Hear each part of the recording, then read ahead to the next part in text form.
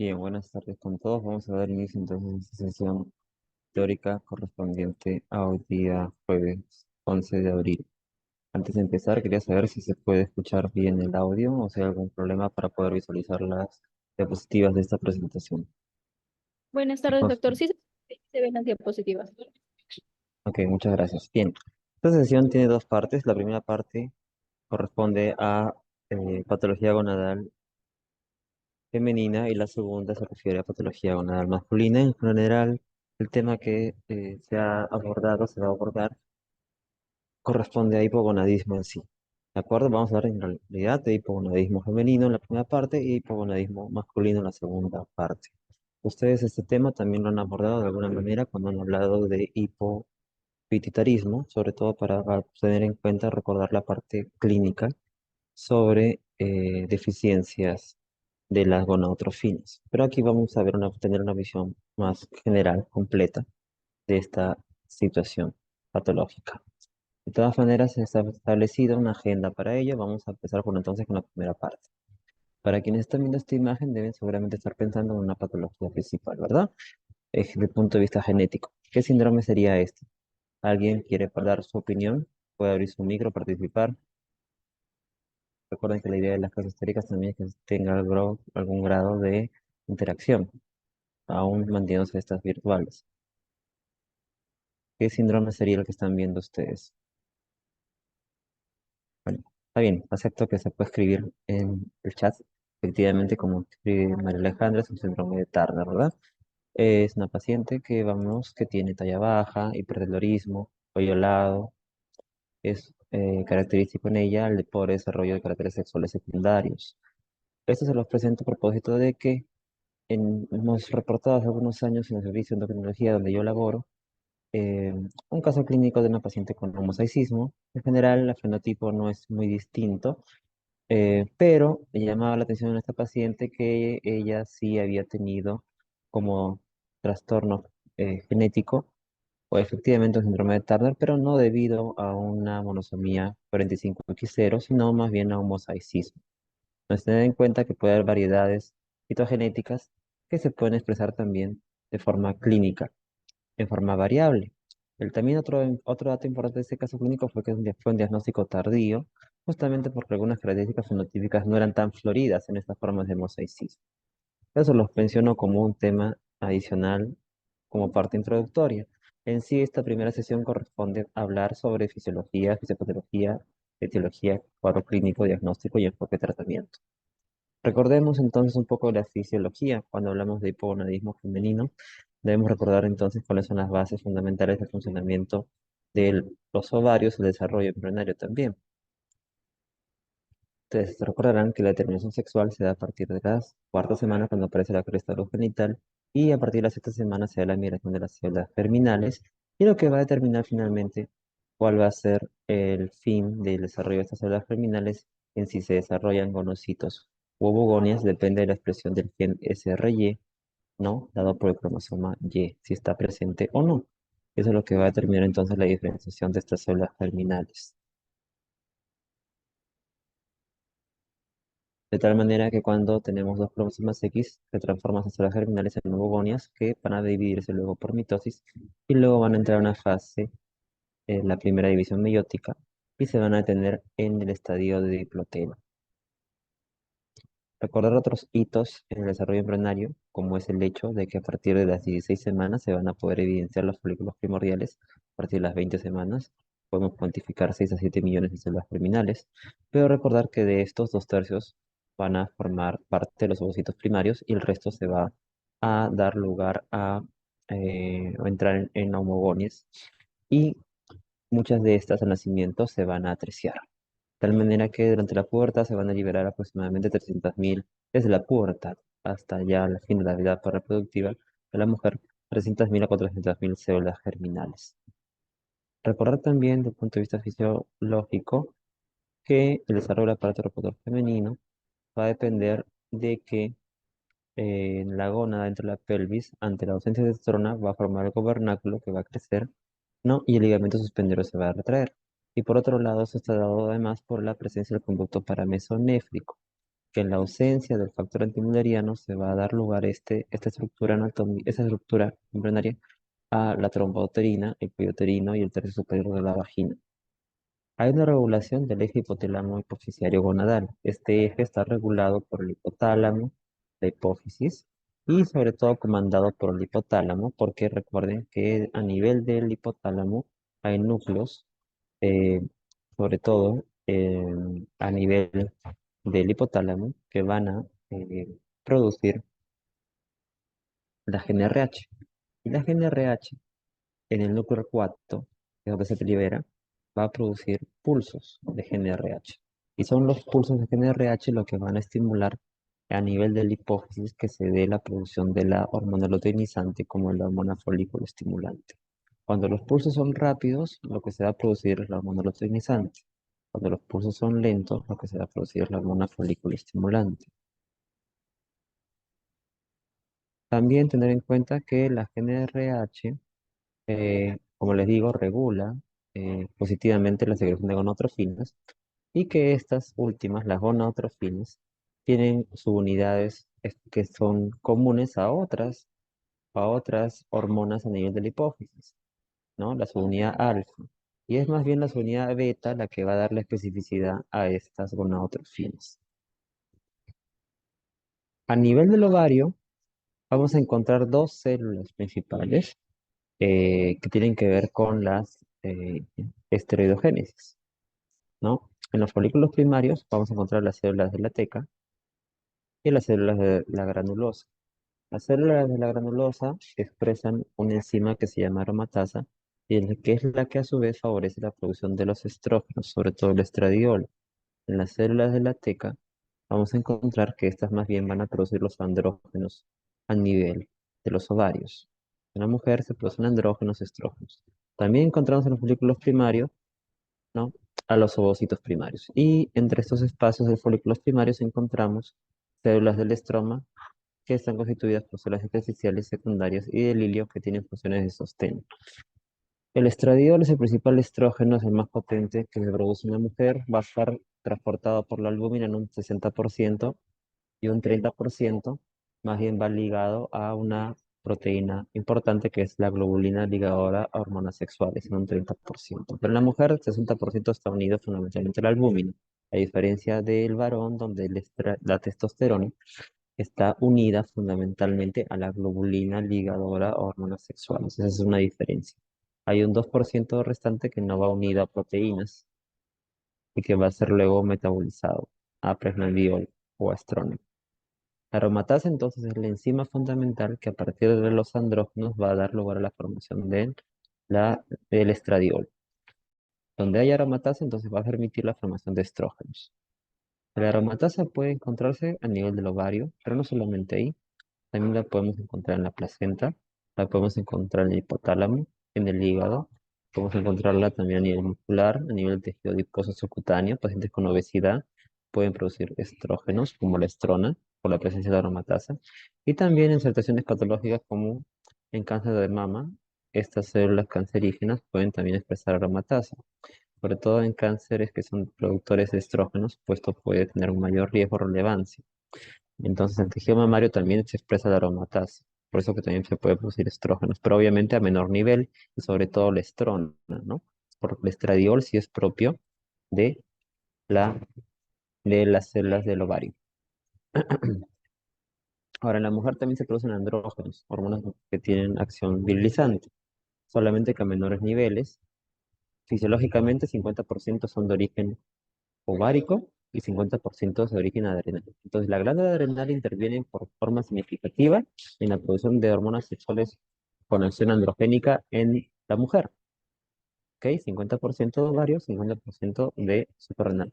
De ovario, acuérdense de las células de la teca, suprarrenal, de la capa reticular de la corteza de la glándula suprarrenal. Pero tengan en cuenta que esto es importante recordarlo porque en el varón esto es diferente, ¿no? En el varón los andrógenos fundamentalmente son de origen de testículo. En cambio, el aporte de la glándula suprarrenal es bajo comparado con lo que sí vemos acá en la mujer es importante, ¿no? Muy significativo. La dihidrotestosterona es el más potente andrógeno en general, ¿no? Que se va a activar por acción de la 5-alfa reductasa.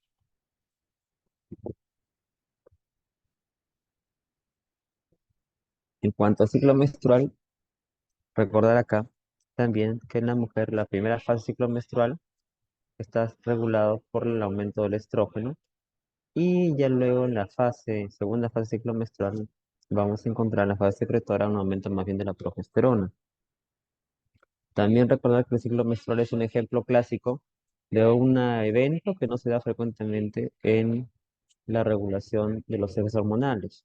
Aquí vamos a ver que en el ciclo menstrual se ve un ejemplo claro de retroalimentación positiva. ¿Qué quiere decir esto?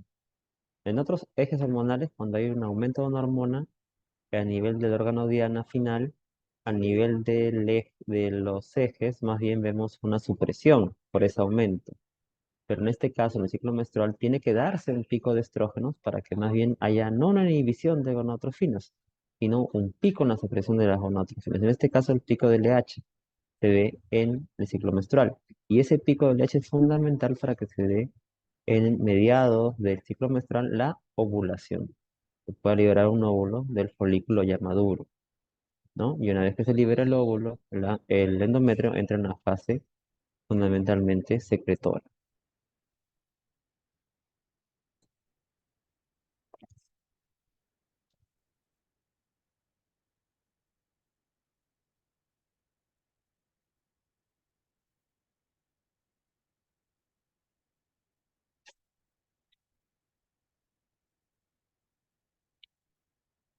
Lo otro que quería comentarle era que en el ciclo menstrual debemos recordar también que esto se da tanto a nivel del endometrio como a nivel de los ovarios, ¿no? Y todas alteraciones en el ciclo menstrual a nivel hormonal se ven reflejados, ¿no? Por eso estamos viendo en este esquema si el ciclo ovárico y el ciclo menstrual, estamos viendo la acción de las hormonas a nivel del ovario, así como el endometrio, ¿no? Ahora, si se da la ovulación y luego una fecundación, vamos a ver que ya se entra en otra etapa, ¿no? Entonces se va a poder mantener, por ejemplo, una gestación, si es que esta se hubiese presentado.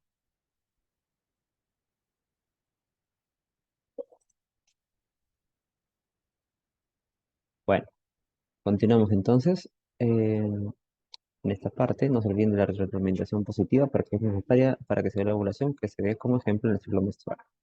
En el endometrio, entonces, vamos a ver que estos cambios se reflejan en la fase proliferativa porque vamos a ver vasos espirales o una capa funcional que va a engrosarse, va a llegar a ser de 6 a 10 milímetros y que se correlaciona con la fase folicular en el ovario, propiamente dicho. Se da la ovulación, se libera el óvulo, luego de eso se secreta en forma más significativa la progesterona y a su vez entra en el endometrio en fase secretora. En la fase secretora los vasos sanguíneos se vuelven más tortuosos, se ve un edema del estroma y se producen prostaglandinas. Estas prostaglandinas tienen un efecto final, ya al final de la fase secretora, que tiene que ver con, en casos que no haya una fecundación ni implantación, a una fase degenerativa en la cual va a liberarse sobre todo la prostaglandina 2 alfa y la prostaglandina E2, que contribuye con una vasoconstricción, relajación de los vasos espirales, una isquemia y finalmente la menstruación. En cambio, si hay concepción, se va a formar y se va a implantar esta en la segunda mitad de la fase secretora, se va a formar el cincito de torblasto que secreta GnRH y que sostiene, en este caso, ya una gestación. No se olviden, la fase el ciclo menstrual se da tanto a nivel del ovario como el endometrio y en el día 14 se da la ovulación como un ejemplo de una retroalimentación positiva. Vuelvo a reiterar eso. Las gónadas tienen funciones hormonales y tienen funciones reproductoras. Las funciones hormonales, ya hemos dicho, tienen que ver con la producción de estrógenos, andrógenos, plasma de la granulosa y la teca, así como la progesterona. Las fuentes de los estrógenos son de la glándula suprarrenal, ovarios, tejido adiposo y la feto placentaria. Vamos a precisar eso un poco mejor. No se olviden que todos estos hormonas, andrógenos y estrógenos, van a depender del metabolismo a partir del colesterol. por unas vías enzimáticas. De tal manera, cuando hablamos de estrógenos, finalmente, como producto final, el estradiol es el más potente, ya lo habíamos mencionado, que le sigue en potencia es la estrona y el menos potente es el estriol. El estriol se produce en la placenta, fundamentalmente, la estrona en varios tejidos, como el tejido adiposo, tejido glandular mamario, el hipotálamo, el hígado. El estradiol fundamentalmente es de origen ovárico. Por eso decimos también que es el más potente. Y como les decía, va unido fundamentalmente al álbum.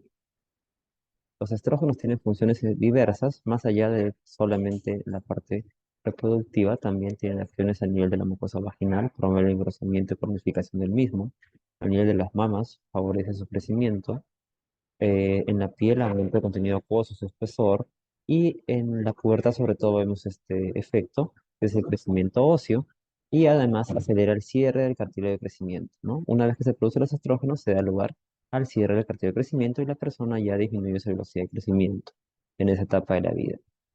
En el caso de la progesterona antagoniza el efecto de los andrógenos a nivel del moco cervical, lo vuelve más espeso, se consideraba anteriormente un método de anticoncepción, pero en realidad es muy impreciso, por eso ya no se recomienda su uso.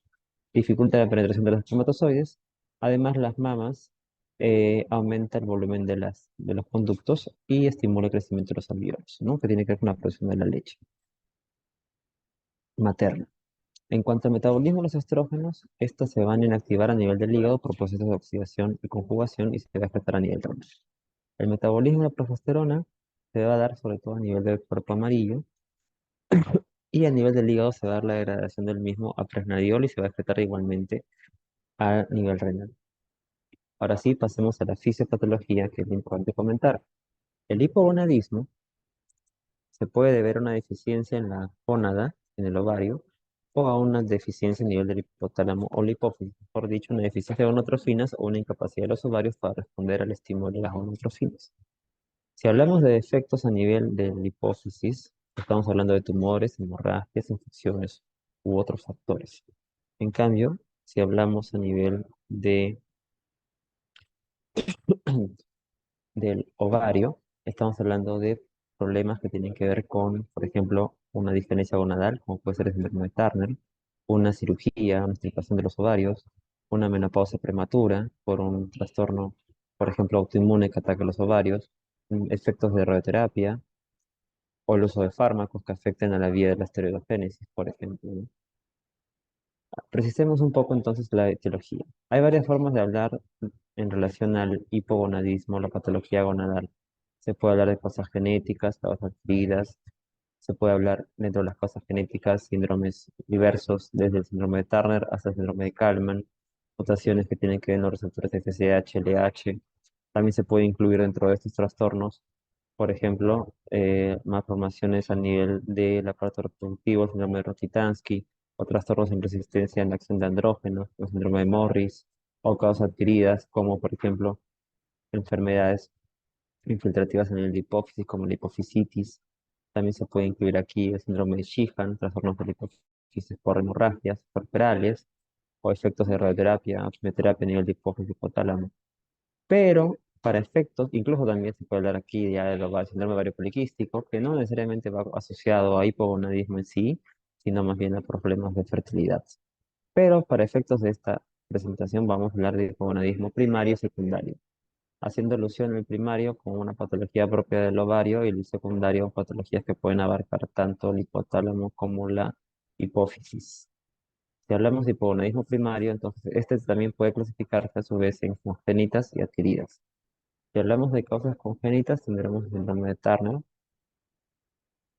pero no es la única diferencia gonadal.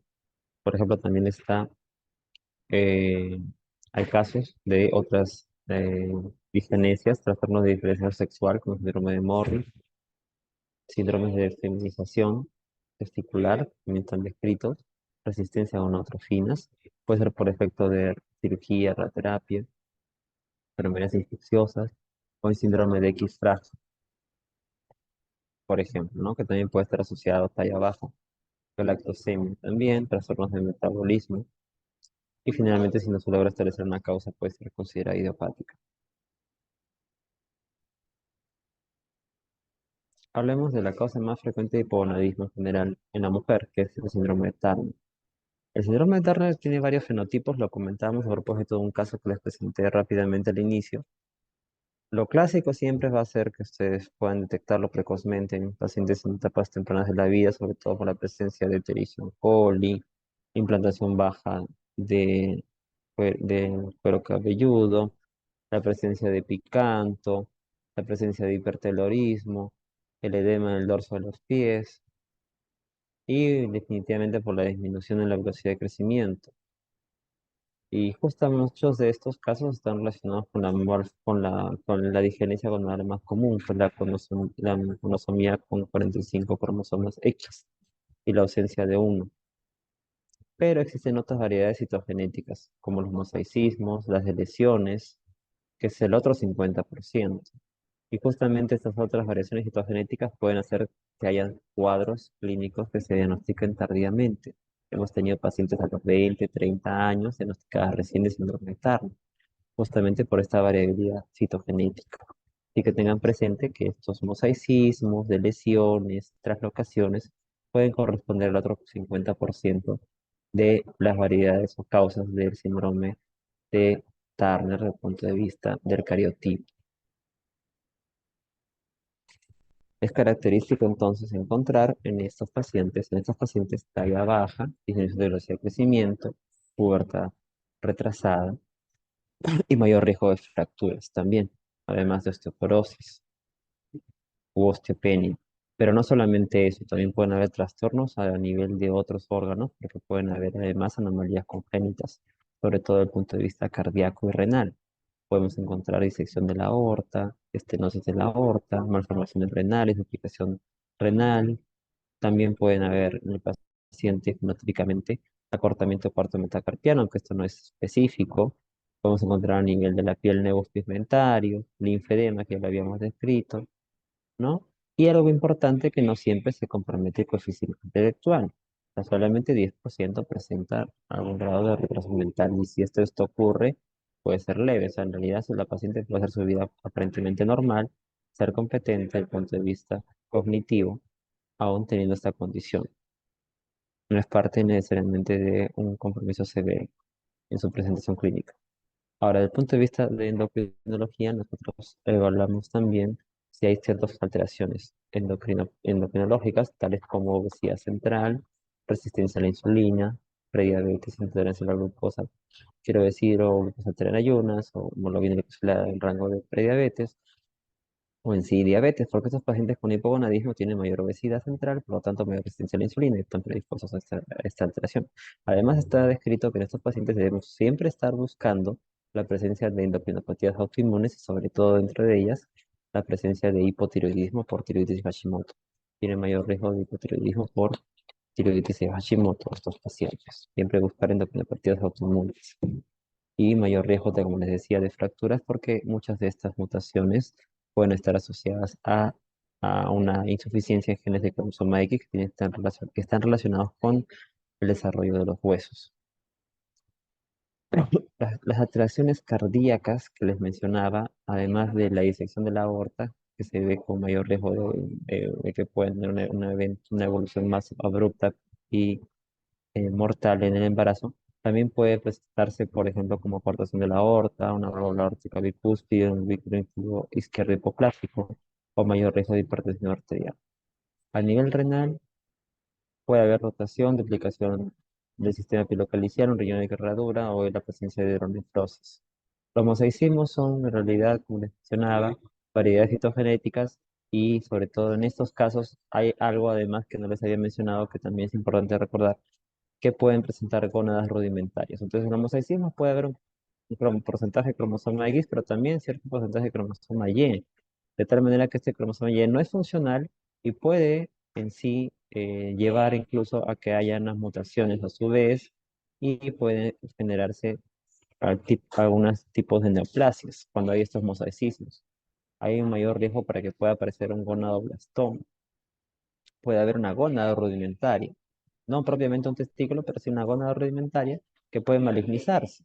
Entonces, estos mosaicismos tienen mayor riesgo estos pacientes con mosaicismos, siendo Turner, pueden tener mayor riesgo de que deriven en un cáncer, un glioblastoma.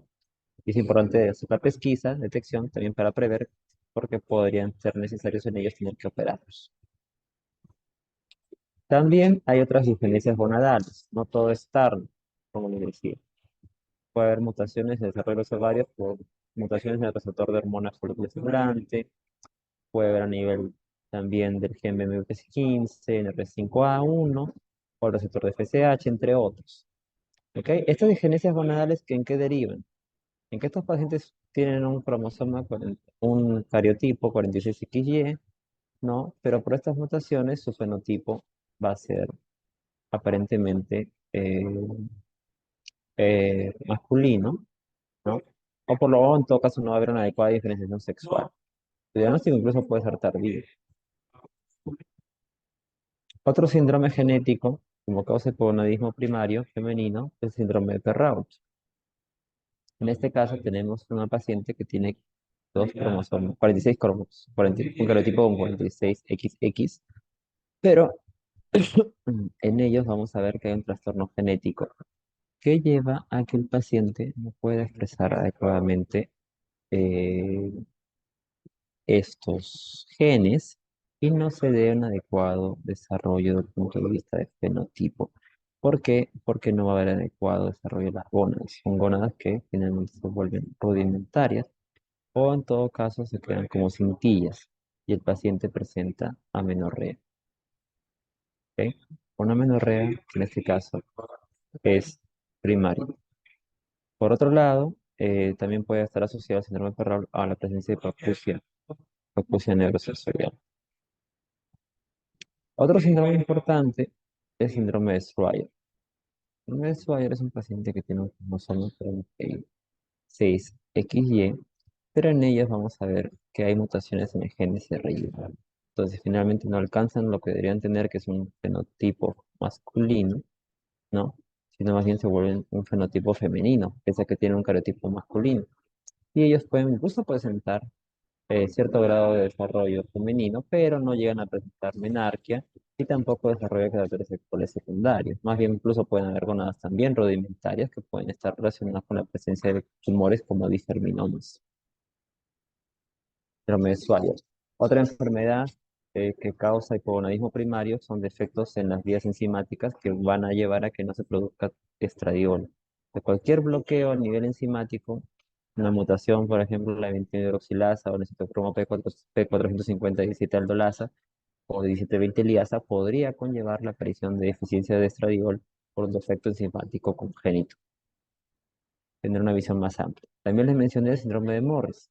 El síndrome de Morris en sí es un epónimo, corresponde, si hablamos ya más específicamente, a una resistencia a la acción de andrógenos, una resistencia que se da a nivel de receptores por mutaciones. Entonces, este paciente, que el síndrome de Morris, tiene un cariotipo 46XY, varón, pero tiene deficiencia en los receptores, entonces no llega a virilizarse paciente. Esta resistencia puede ser total o parcial. Las formas totales son las que llevan a que el paciente presente un fenotipo femenino, ¿no? Las formas parciales pueden estar asociadas a cintillas o gonadillas, perdón, a gónadas rudimentarias que pueden manifestarse.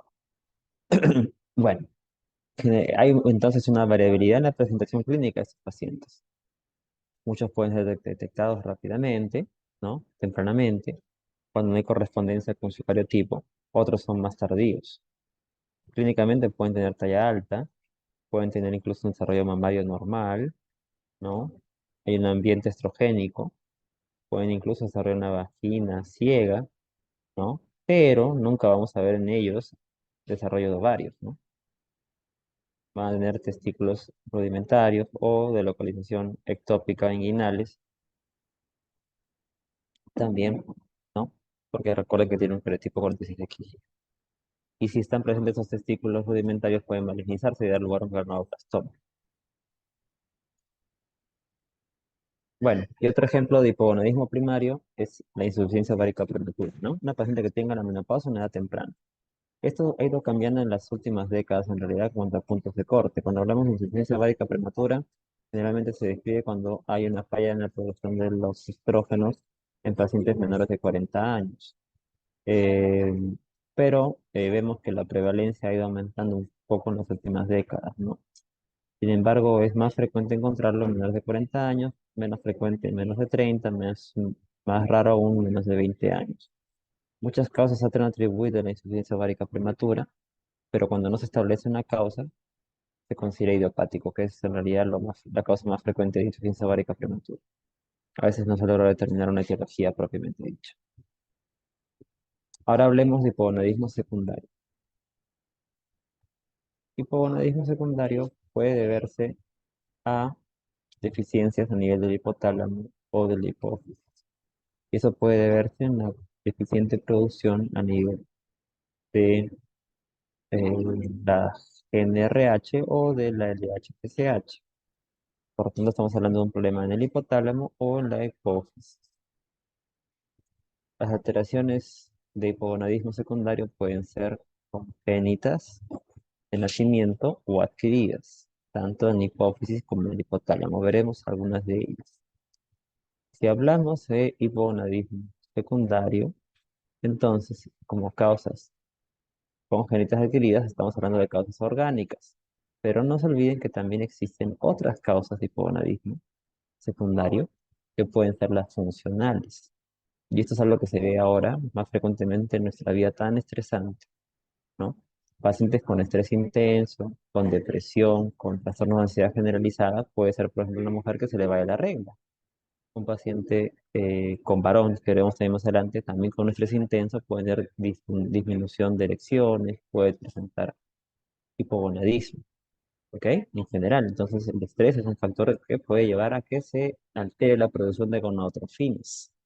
También trastornos nutricionales, como la desnutrición severa y trastornos de alimentación, como la anorexia y bulimia, también pueden llevar a una disminución de la producción de gonadotrofinas. Y en general, enfermedades crónicas, sobre todo asociadas muchas veces a procesos inflamatorios o infecciones crónicas, pueden conllevar también alteración de la producción de gonadotrofinas. Todas estas son causas funcionales. Corregimos el estrés, la depresión, la ansiedad, trastorno de alimentación o la enfermedad crónica y debería restablecerse el normal funcionamiento del eje hipotálamo hipofisario gonadal. Hablemos de un ejemplo de una enfermedad de hipogonadismo, una causa de hipogonadismo secundario orgánico congénito, el síndrome de Kalman.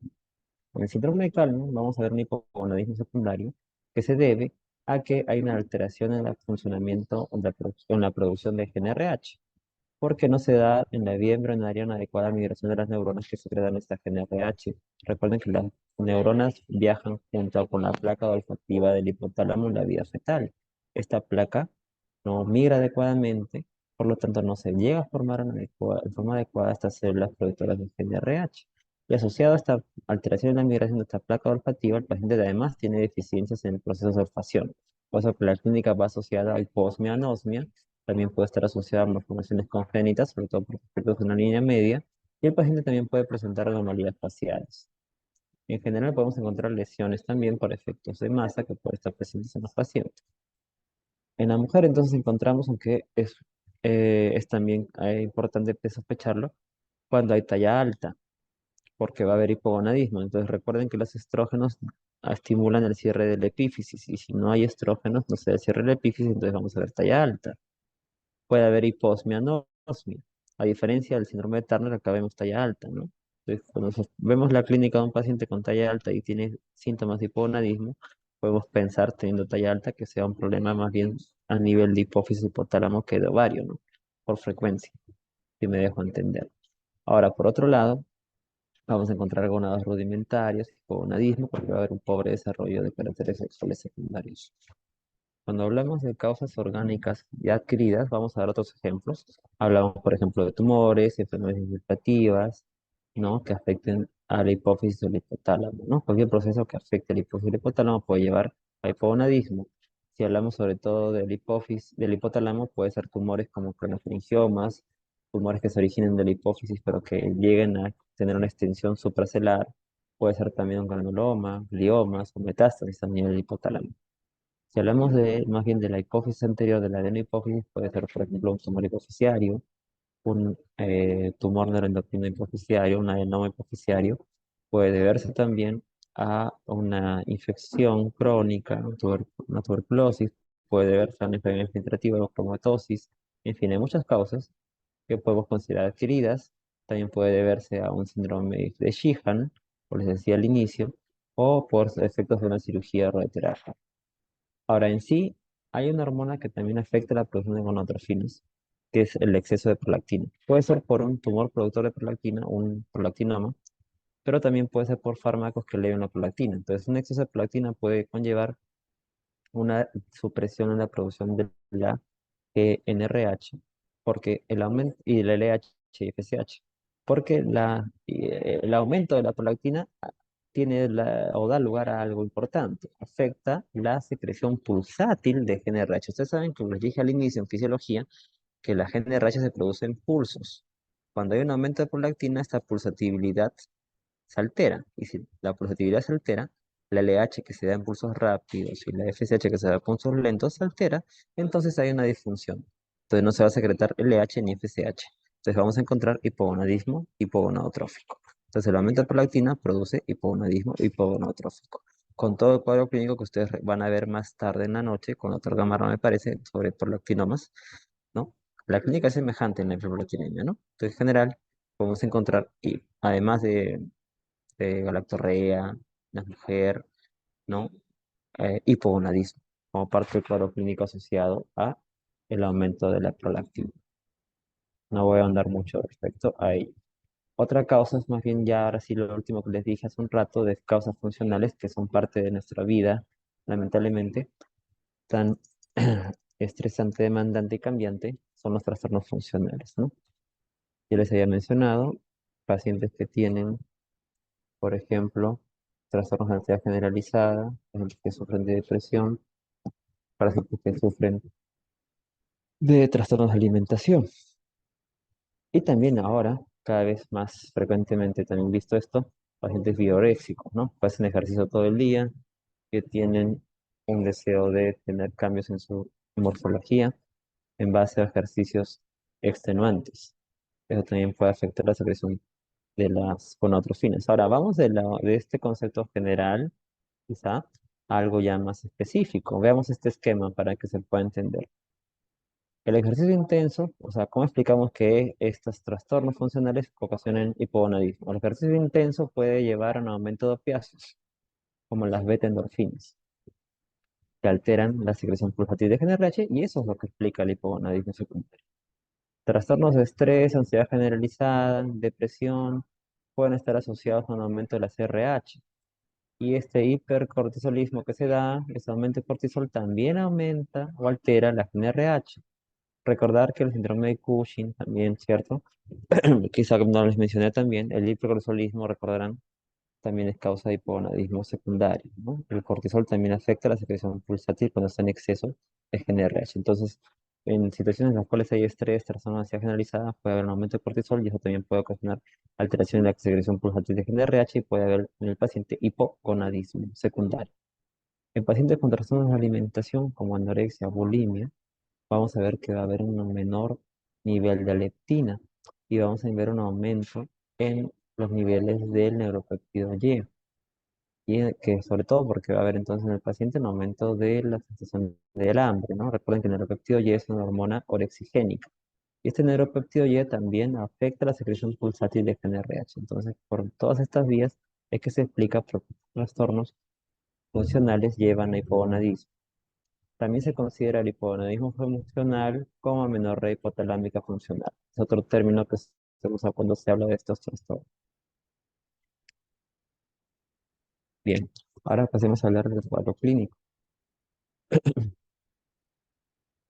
En relación al cuadro clínico, cuando vemos un paciente con hipogonadismo, debemos pensar si el defecto está en el ovario o está en la hipófisis. Si el defecto está en el ovario, lo sospecharemos, sobre todo si encontramos un paciente generalmente con talla baja. Y si se presenta en etapas tempranas de la vida, va a haber pubertad retrasada. Si es un adulto, más bien, no va a haber talla alta, talla baja, ¿no? Necesariamente, ¿no? Pero sí encontraremos disminución de caracteres sexuales secundarios, ¿no? Porque para que haya talla baja, tendríamos que estar pensando nosotros, ¿no? En que este trastorno es congénito. Entonces, probablemente sea un trastorno adquirido. En el cuadro clínico, más bien, cuando sospechamos un trastorno a nivel hipotálamo hipoficiario, vamos a preguntarnos si este trastorno se originó antes de la pubertad o después de la pubertad. Si fue después de la pubertad, no vamos a ver ningún cambio en la talla, pero sí podemos encontrar disminución de caracteres sexuales secundarios. Si se dio antes de la pubertad, sí puede haber alteraciones morfológicas en la talla. Entonces encontraremos más bien talla alta, ¿no? Y un hábito corporal infantil y una pubertad retrasada. Esto es lo que les dije hace un rato. Recuerden, si el problema está en el ovario es congénito, generalmente encontraremos talla baja, pensar en Turner como una primera posibilidad. Si el problema está en la hipófisis hipotálamo, pensaremos y si el origen o el paciente ha sido evaluado tempranamente en la vida, pensaremos que podría haber talla alta, ¿no? Si es que el problema está en la hipófisis, porque no se ha dado el cierre del cartílago de crecimiento. Bueno, hay ciertos hitos que debemos recordar en la presentación clínica de un hipogonadismo, sobre todo en el desarrollo puberal. Ustedes saben que el primer cambio que ocurre en la pubertad es el desarrollo mamario y el último cambio es la presencia de la menarquia, la primera menstruación.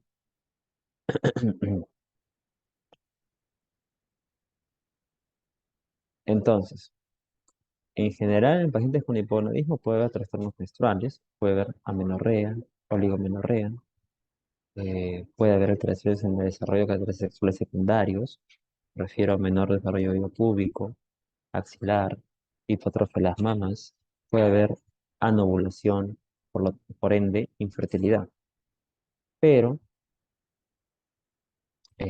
uno debe preguntarse que el hipogonadismo puede haber aparecido antes de la pubertad si encontramos ciertos hallazgos clínicos.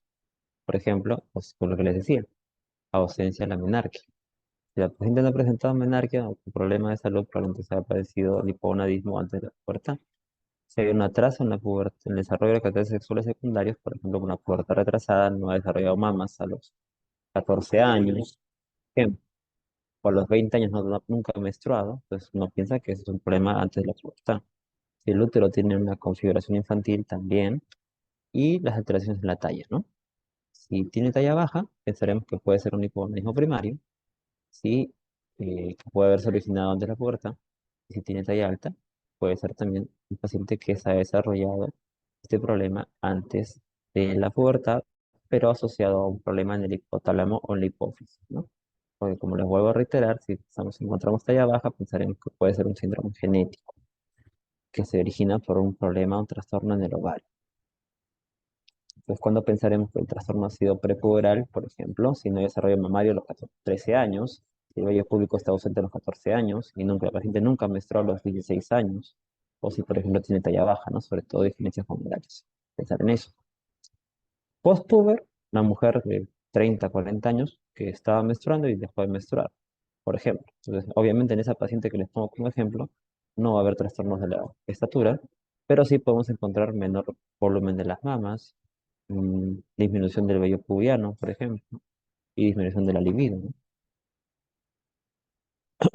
En la parte clínica quería agregar en este año este tema que también es importante que ustedes revisen, si es que no lo han hecho hasta aquí, que es el síndrome de ovario poliquístico, ¿no? Es la causa más frecuente de amenorrea secundaria en la etapa reproductiva de la vida después del embarazo en la mujer, ¿ok? Es un trastorno en realidad relativamente frecuente. Lo vemos en el 8% de las mujeres en etapa reproductiva. La fisiopatología tiene que ver con un trastorno metabólico también de base. Aquí juega un papel crítico el aumento de andrógenos. Y ahora, esto tiene que ver porque hay un aumento en la producción de la hormona luteinizante en el síndrome ovario poliquístico. Hay un aumento en la producción de la hormona luteinizante. Y esto a su vez puede estar asociado a un aumento en los niveles de la insulina, una hiperinsulinemia. El aumento de insulina puede aumentar la secreción de LH y ustedes saben que la LH actúa en células de la teca y en las células de la teca lo que va a favorecer sobre todo es la producción de andrógenos. Entonces, la producción de andrógenos, ¿qué hace? La producción de andrógenos hace que haya un retraso en el crecimiento de los folículos, de tal manera que estos folículos no se vuelven maduros y no pueden dar lugar a la liberación de óvulos. Por eso que va a haber anovulación. Esa es la clave. Ahora, ¿Por qué esto está vinculado a trastornos metabólicos? Como les digo, porque va a haber un aumento de la insulina. Entonces, cuando hay situaciones como resistencia a la insulina, pacientes con obesidad, sobrepeso, trastornos genéticos que estén asociados a resistencia a la insulina, pueden favorecer la aparición de síndrome ovario poliquístico.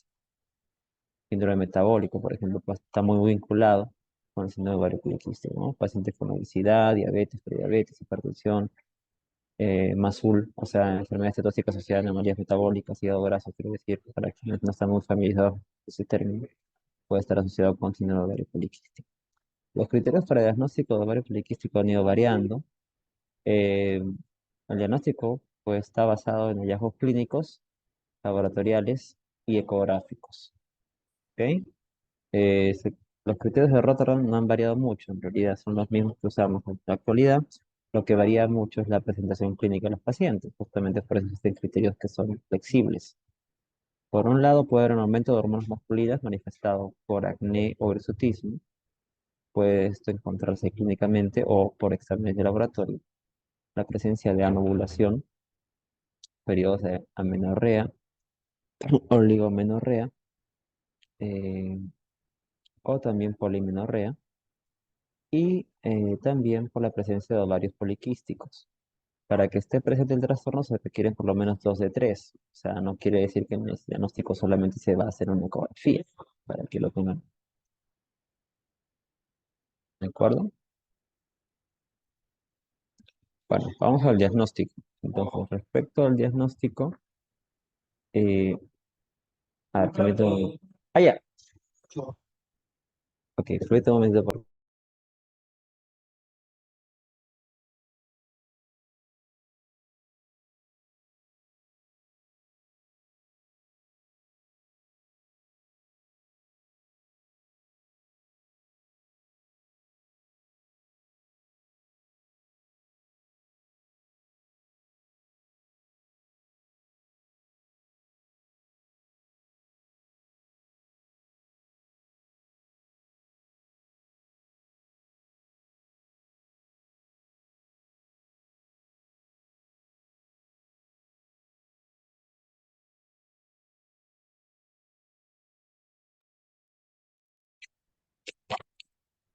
Bueno, continuamos. Entonces, tuvimos la pequeña interrupción que tuvimos que hacer en este momento.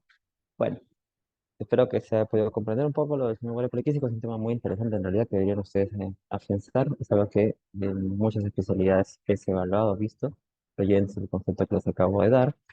No es un diagnóstico meramente de ecografía, ¿de acuerdo? Y afecta mucho lo que es la presentación clínica de los pacientes, ¿no? Y puede generar angustia, problemas a futuro en la fertilidad, si no es manejado apropiadamente, además de que el exceso de andrógeno puede estar asociado a alteraciones morfológicas, ¿no? Como acné y hirsutismo, que también afecta la esfera mental del paciente. Y también incluso puede predisponerlos a tener problemas como cáncer de endometrio, si es que no es tratado adecuadamente, si la anovulación es crónica. Bueno, pasemos entonces al siguiente. ¿Cómo hacemos diagnóstico de síndrome perdón, de hipogonadismo? Debemos usar estrógenos y gonotrofinas e interpretar adecuadamente. Si los estrógenos están disminuidos y las gonotrofinas están elevadas, el problema está en el ovario. Si las gonotrofinas están bajas o normales y los estrógenos están bajos, el problema está en el hipotálamo o en la hipófisis. Esa es la interpretación que tenemos que hacer. Usar estrógenos y gonotrofinas. Ahora, no siempre eso es tan sencillo. Debemos dosar las hormonas en momentos adecuados. El estradiol se debe dosar entre el segundo a quinto día del ciclo menstrual en una paciente que tiene ciclos regulares. La paciente es irregular, no ha estado menstruando. En los últimos meses podría dosarlo en cualquier momento, idealmente en ayunas en la mañana. Si mi diagnóstico es claro, entonces ya tengo que interpretarlo. Y si mi primera sospecha es, de acuerdo a la interpretación, porque las gonotrofinas no están elevadas, que se trate de un hipogonadismo secundario, entonces yo debería en esta situación buscar también afectación de otros ejes hormonales. O sea, un hipogonadismo secundario puede estar asociado a un hipopituitarismo. Sería importante evaluar otros ejes hormonales. Y también buscar la causa del trastorno. Esta paciente podría estar presentando un tumor a nivel hipoficiario, un adenoma hipoficiario, un canefringioma, puede estar presentando un disgerminoma en el hipotálamo. Entonces habría que buscar la causa y ahí una resonancia magnética de hipófisis podría ser útil para la interpretación. En cambio, si encuentro las gonadotrofinas elevadas, el problema está en el ovario. Entonces, ¿en qué pensaré? En una disgenesia gonadal. Puede ser un síndrome de Turner, por ejemplo. Entonces, el examen fundamental que habría que solicitar al paciente, obviamente, clínicamente uno previamente evalúa si hay dismorfias, cambios esqueléticos, cuello alado, por ejemplo, ¿no? Erisipol, edema, el dorso, el pie, etc. Uno pide un cariotipo, ¿no? Y de acuerdo al cariotipo, puedo interpretar la disgenesia gonadal que se corresponde con lo que yo estoy sospechando. No todo es 45 como se dijo al inicio, no todo es tarde tampoco, sin embargo es lo más frecuente. También para evaluar cómo es la morfología interna de los órganos del aparato reproductivo, puede ser importante una ecografía o una resonancia magnética, ¿no? Que es más sensible y específico para ver gonas, sobre todo rudimentarios. También hay otras pruebas para evaluación diagnóstica, sobre todo ya cuando se estudia la fertilidad en la mujer, como puede ser, por ejemplo, la reserva ovárica. Generalmente podemos usar la FSH. La FSH es algo que se puede usar en pacientes con ciclos regulares también entre el segundo y quinto día de la menstruación. Y si el valor es menor a 10, no quiere decir que hay una adecuada producción de estrógenos si todavía se están produciendo estos y hay una adecuada reserva de óvulos. Es un predictor. Otra manera que se puede hacer es estudiando dosando el factor antimülleriano. Lo que hay en contra del factor antimuderiano en la actualidad es que no hay un consenso en cuanto a puntos de corte todavía. No se podrían generalizar sus resultados, pero es un valor que puede ser útil para predecir cuánto es la reserva de óvulos que tiene una mujer, ¿no? Tiene una buena correlación, según estudios que se han realizado. Otros exámenes, siempre cuando se estudia a un paciente con hipogonadismo, se puede incluir una ecografía transvaginal. El problema del la paciente incluye infertilidad, también debemos hacer evaluación del factor masculino, por eso que hablo aquí de un espermatograma, porque siempre vemos el factor masculino, no solamente el factor femenino como causa de infertilidad. Siempre el abordaje de una pareja incluye la valoración tanto la hombre como la mujer. Eh, y dosamos también otras hormonas, como les dije, si la sospecha es un hipogonadismo secundario, por ejemplo, prolactina podría ser útil. Y también se puede evaluar la progesterona, que de alguna manera nos va a decir si la paciente menstruó o no. Cuando la paciente menstruó, o ovuló, perdón, cuando ovuló, si la paciente ovuló, la progesterona se eleva, generalmente en la segunda parte del ciclo menstrual. Entonces, en el día 21 vamos a ver un aumento de la progesterona. Y si el valor es mayor a 4, hay una buena producción de progesterona. ¿Cómo calculamos si hay una adecuada producción de progesterona? Se puede tomar en cuenta la fecha de la última regla y se le puede restar 7 días. Esa sería una buena alternativa. Ahora, también si hay problemas en cuanto a lo que es órganos internos, se puede hacer una histerosalpingografía, ¿no? Para ver cómo están las tropas uterinas.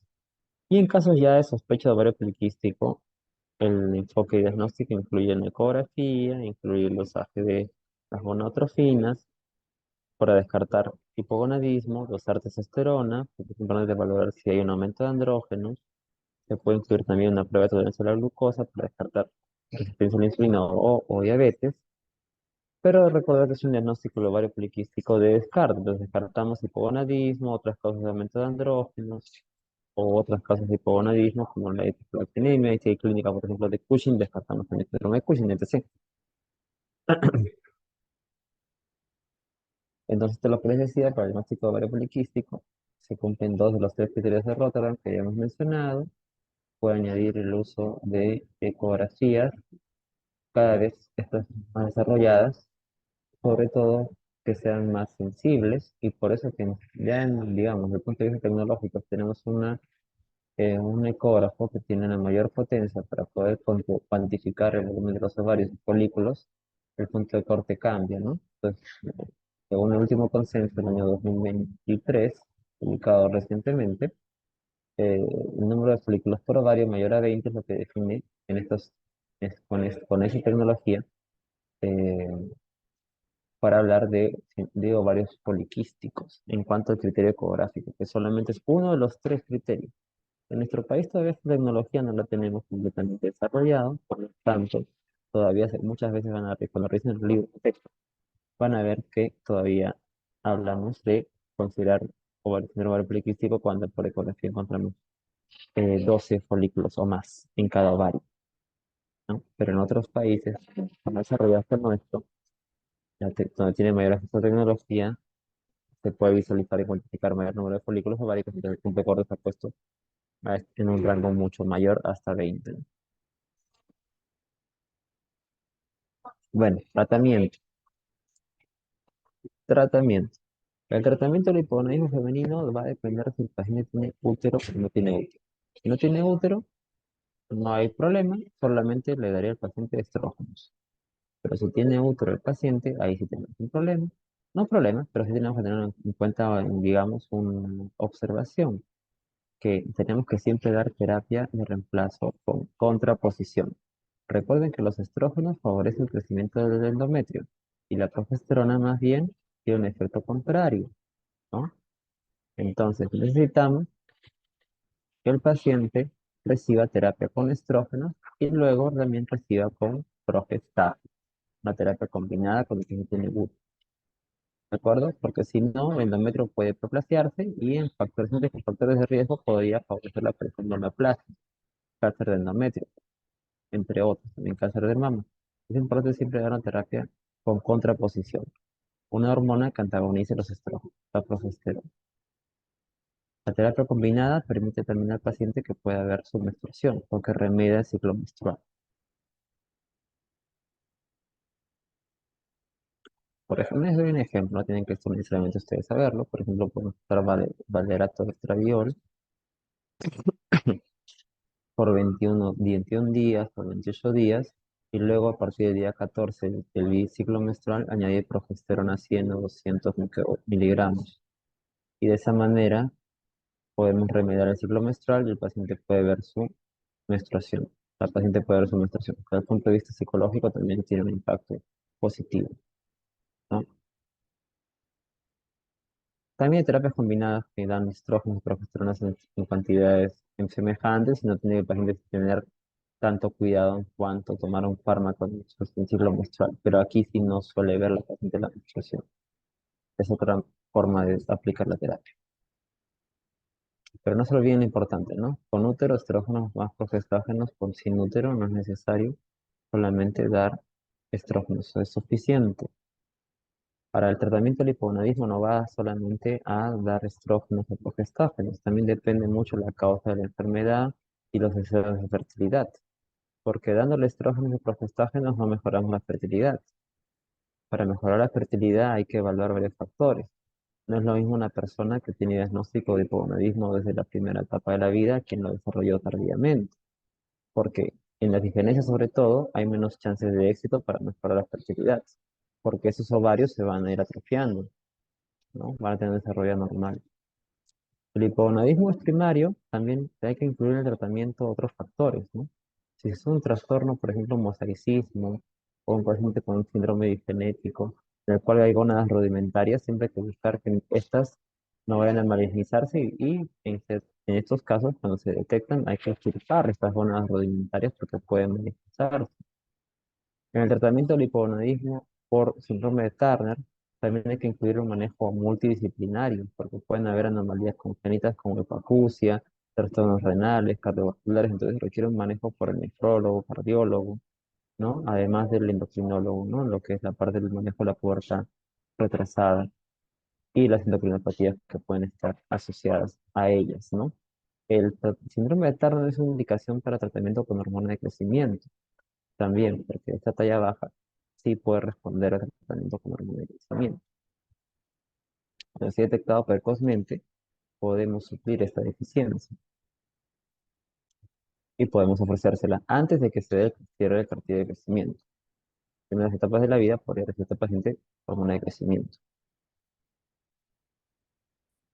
En la insuficiencia ovárica prematura es importante la evaluación propia, adecuada, dejar tratado de establecer una etiología, y si no es así, aun cuando la paciente no tenga una causa definida, pero si tiene insuficiencia ovárica, hay que empezar tratamiento. El principal beneficio de darle tratamiento va a ser que este paciente va a poder evitar tener fracturas o porque va a evitar desarrollar osteoporosis. Porque un paciente que no recibe tratamiento con estrógeno va a tener un hueso que se va a descalcificar. Entonces el paciente puede presentar fracturas como consecuencia de la falta de tratamiento. Por eso es importante en la insuficiencia ovárica prematura que el paciente también reciba tratamiento, por lo menos hasta una edad en la cual usualmente la mujer no produce estrógeno, ¿no? Hasta en una edad en la cual se da la menopausia.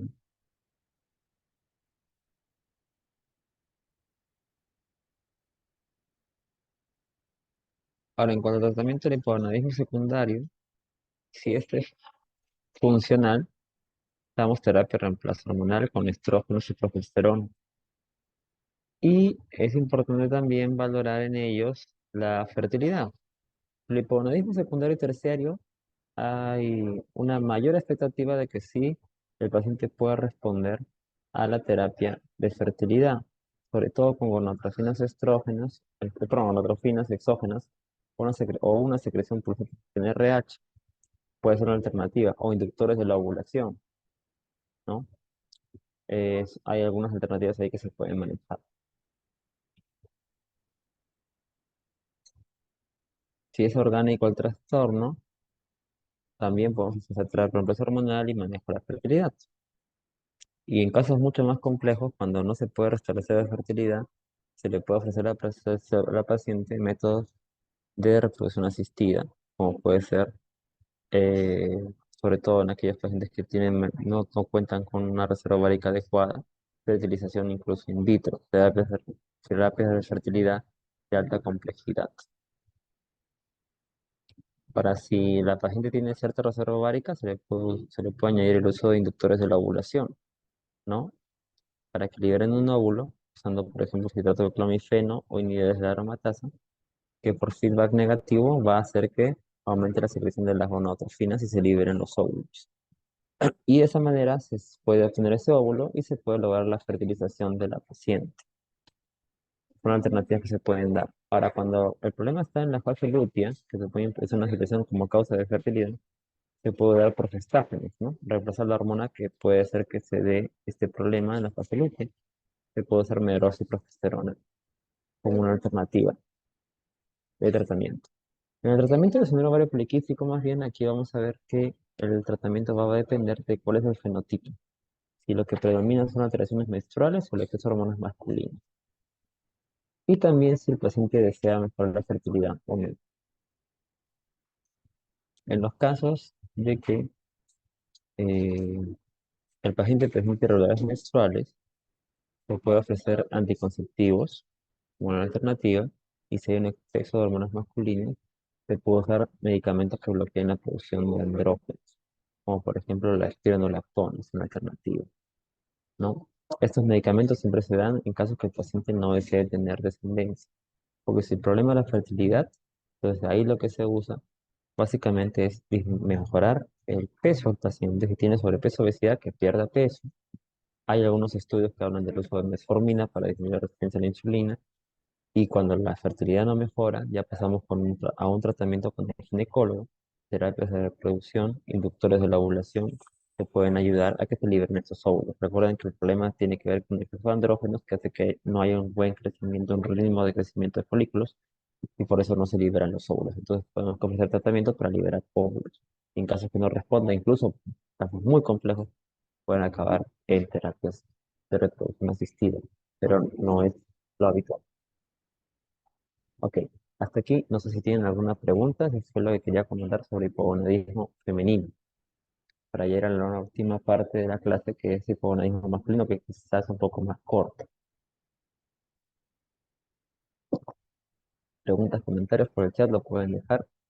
Vamos a dar unos 30 segundos para poder continuar con la segunda parte de esta sesión. Imagino que ya les pusieron su asistencia, como les dejó el doctor Canos unos minutos.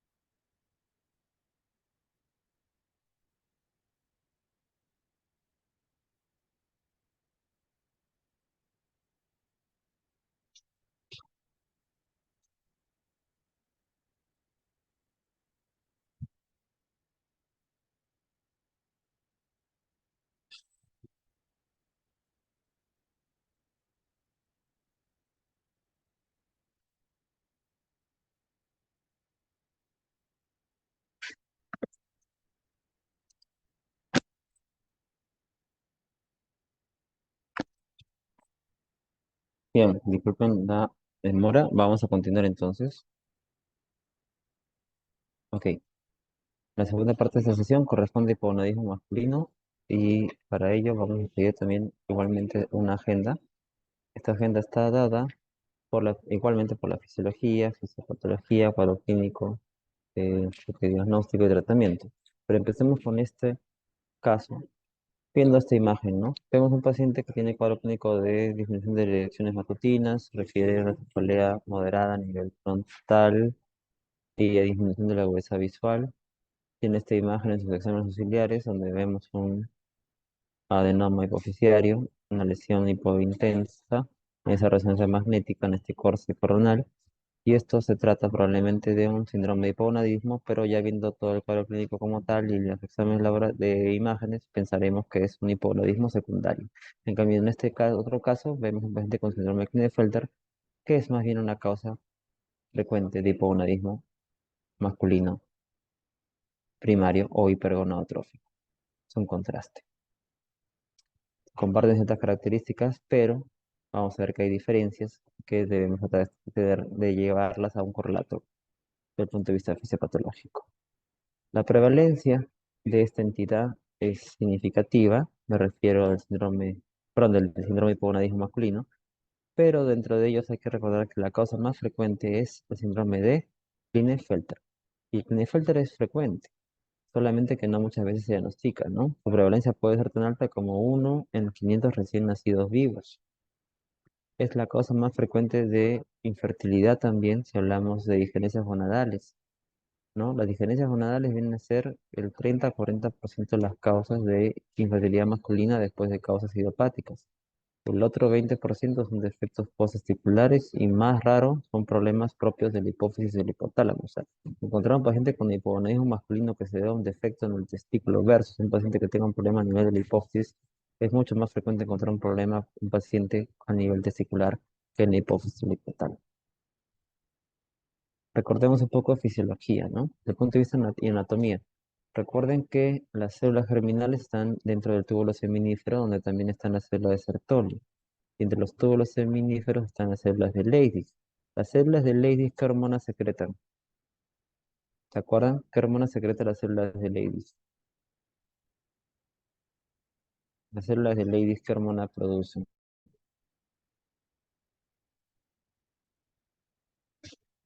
¿Alguna respuesta por el chat, aunque sea, de los 67? No vean que solo así están conectados y no están presentes. Muy bien, Nereida contestó. Testosterona, efectivamente, ¿no? Testosterona, la testosterona. Es importante recordar esto porque esta es la hormona más importante que se produce en el testículo y que justamente su deficiencia nos va a traer todo lo que vamos a ver más adelante. Ahora, en cuanto a la anatomía, recordar que la vena espermática derecha va a retornar a la vena cava, la espermática izquierda, la vena renal. La función también de la célula de Sertoli, que son las que dan lugar a uniones estrechas, van a formar una barrera hematocelular, tiene funciones de sostén y sobre todo favorece el crecimiento de los espermatozoides.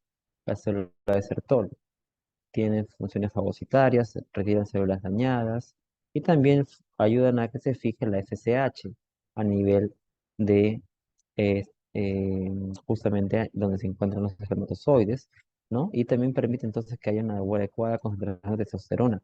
Las células de Sertoli también además van a producir inhibina, ¿no? Inhibe esta a la FSH. Y por otro lado, las células de Sertoli tienen justamente una enzima importante, que es la aromatasa. La aromatasa va a permitir que la testosterona se transforme en estradiol, ¿no? La célula de Sertoli contiene la aromatasa y necesita la testosterona estradiol. Y el estradiol es justamente lo que va a permitir también cumplir funciones regulatorias, ¿no? La función de las células de Leydig. Todo está regulado en el organismo en realidad para que se mantenga la homeostasis. Pero no se olviden, las células de Sertoli es donde también se produce estradiol en el varón, pero obviamente títulos muy bajos. Básicamente función regulatoria para clínica.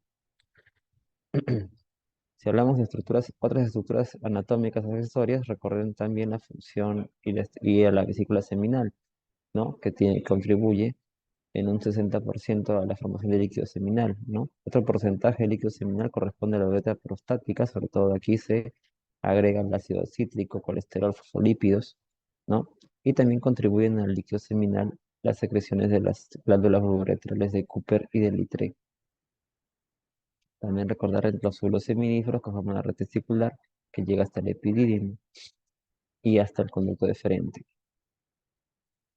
Conclusión, las células gonadales, vamos a encontrar en los testículos las células de Sertoli, donde se forma el estradiol, y las células de Leydig o intersticiales, donde se forma la testosterona. La testosterona es el más importante de los andrógenos que se producen en el varón. El más potente es en realidad la dihidrotestosterona, porque aquí esto se va a activar por acción de las 5-alfa-reductasa. El más débil de los andrógenos corresponde a la androstenediona y la dihidrotestosterona también, y en la menor cantidad viene a ser dado por el estradiol, estrona, la pregnenolona, la 17-alfa-pregnenolona. O sea, son andrógenos de origen adrenal. Muchos de esos andrógenos de origen adrenal, pues, en realidad son débiles, ¿no? Los más potentes son los que vienen o se originan a nivel de los testículos, ¿no? Los más abundantes. La testosterona va ligada o viaja junto con proteínas. Casi el 98% va ligado a la proteína ligadora a hormonas sexuales. La testosterona, eh, que va unida a esta globulina, está sintetizada, esta globulina está sintetizada por el hígado, y puede verse alterada en realidad, ¿no? O sea, podemos tener un paciente que tenga testosterona total, la que está unida a proteínas y que dé un valor que sea bajo. Ese paciente puede tener, entre comillas, hipogonadismo, pero en realidad no es así. Esta proteína puede verse afectada por ciertas condiciones.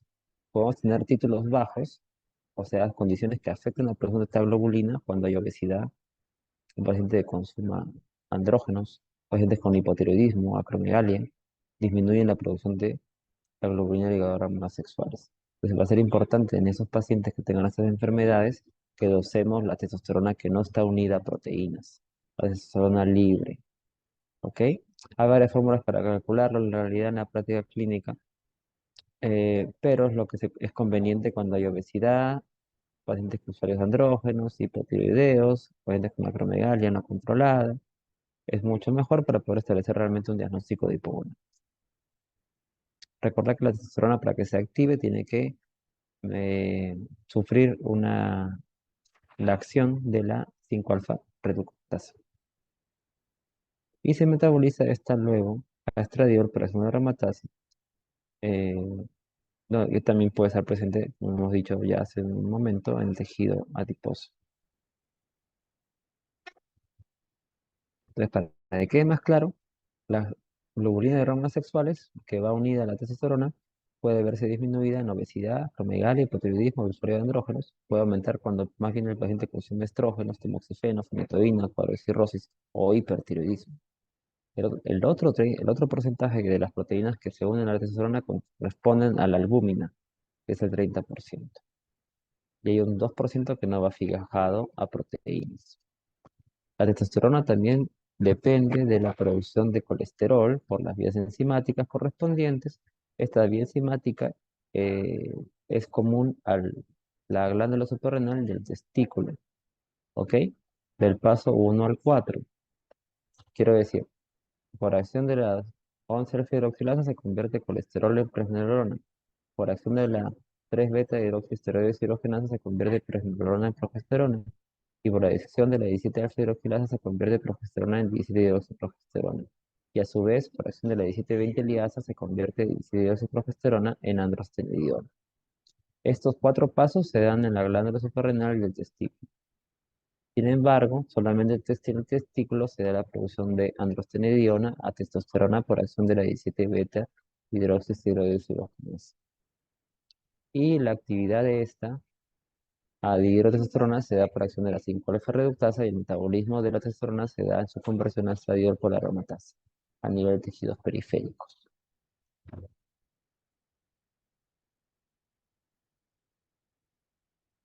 Entonces ya con este concepto que están recordando, sabrán que cualquier mutación en una enzima que tiene que ver con la producción de testosterona en estos niveles puede dar lugar a hipogonadismos primarios o hipergonadotróficos.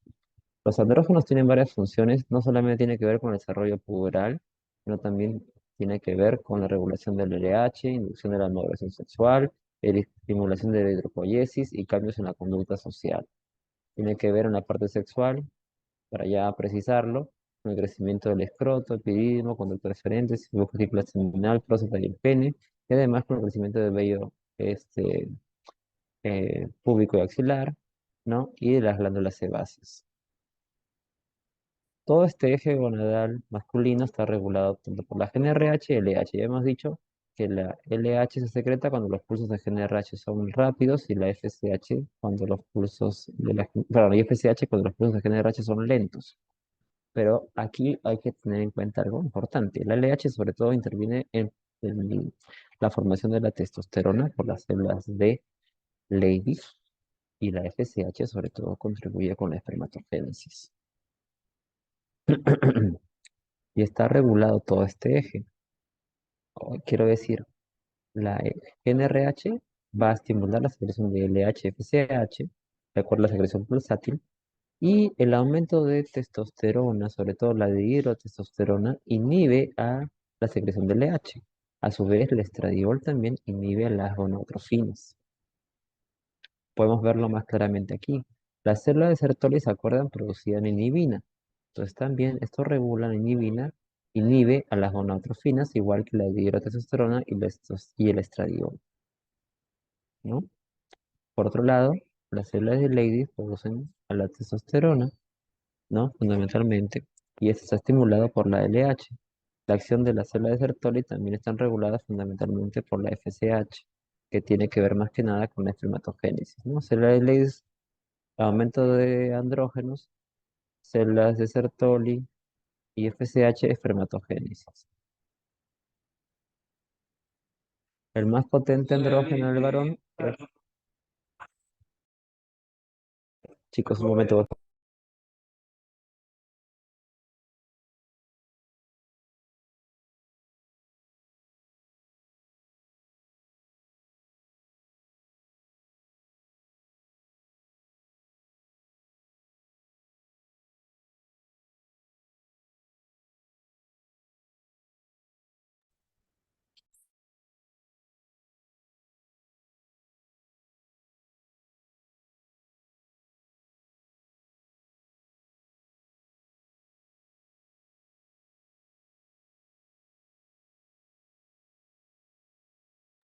Disculpen, chicos, una pequeña interrupción aquí, pero bueno, el hospital.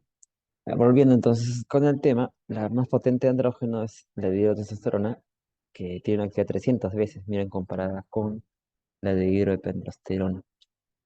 Entonces recuerden esto, para que, eh, que fijo el concepto de que los andrógenos en el varón fundamentalmente dependen del origen testicular, a diferencia de la mujer, donde más origen ovárico.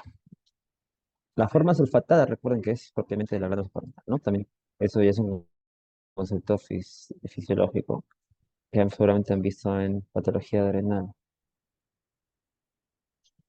o recordado en patología adrenal. Ahora hablemos de etiología de hipogonadismo. El hipogonadismo puede ser primario y secundario, hemos dicho.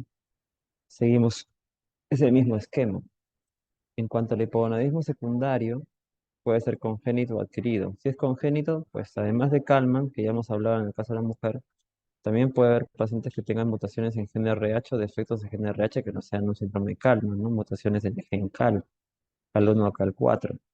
También puede verse a defectos, por ejemplo, aislados de LH o FSH, o pacientes que tengan defectos en varias hormonas, como el panhipopituitarismo. También puede verse a defectos congénitos en el sistema nervioso, o síndromes genéticos como el Prader-Willi o Lawrence-Moon-Bardet-Biedl, que veremos en un momento más. Son síndromes genéticos, pero que cursan con hipogonadismo secundario, ojo, chicos, no se vayan a olvidar. Y causas adquiridas, también tenemos aquí causas orgánicas y funcionales orgánicas, igualmente tumores, procesos infiltrativos, enfermedades inflamatorias, puede haber también el por efecto por hierroterapia, cirugía, y las funcionales que también se aplican en el varón, ¿no?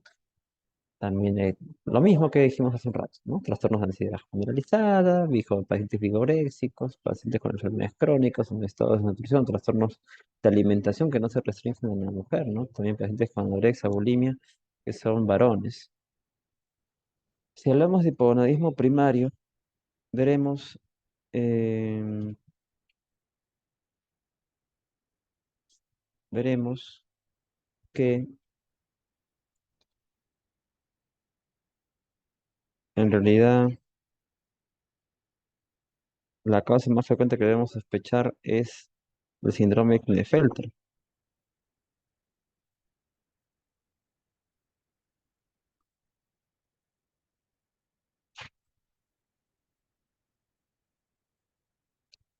Y eso es lo que debemos tener en cuenta cuando pensamos en primer lugar, pero no es lo único, ¿no? Causas congénitas pueden haber otras disfonemias gonadales, por ejemplo, síndrome de Noonan, síndrome de Down también se incluye aquí, el- puede estar asociado al comunismo. También puede ser por defectos congénitos en el desarrollo, varicoceles. También puede haber causas adquiridas como radioterapia, el uso de fármacos como el ketoconazol. También puede deberse a traumatismos, torsiones testiculares, daños autoinmunes, enfermedades crónicas, finalmente causas idiopáticas. No solamente todo es Noonan, puede haber síndrome de Down, como le decía, no solamente es Klinefelter, perdón, puede haber síndrome de Noonan, síndrome de Down, distrofias miotónicas, síndrome de Kennedy, en fin, otros trastornos genéticos que lleven a diferencias hormonales, o defectos enzimáticos como la deficiencia de 17 alfa perdón, dijiste beta hidroxiesterol, la que les decía, que sobre todo solamente la encontramos de encima en el testículo. Bueno, es importante que cuando encontremos un paciente con hipogonadismo no pensemos que solamente esto va a ocurrir, eh, que síntomas de hipogonadismo son normales en un adulto mayor. Un paciente adulto mayor que tenga debilidad muscular severa, que presente osteoporosis, siempre debe buscarse y tratarse el hipogonadismo, porque si está presente hay que darle tratamiento para evitar que presente fracturas a futuro. No debemos decir que porque un paciente sea adulto mayor ya no va a producir testosterona, eso no es correcto, ¿no?